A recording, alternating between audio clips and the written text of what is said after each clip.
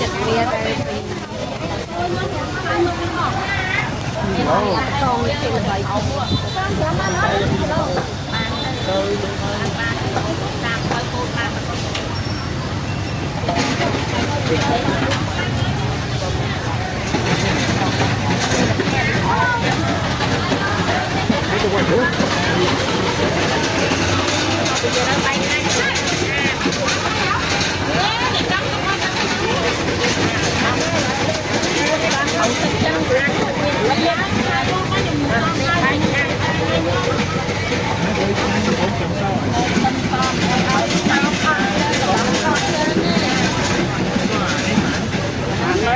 ủa nè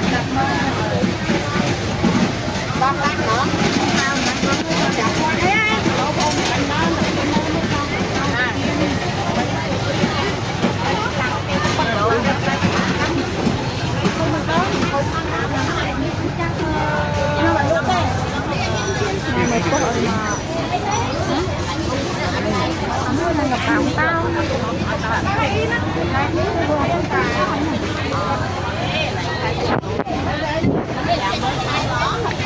lên lọc lọc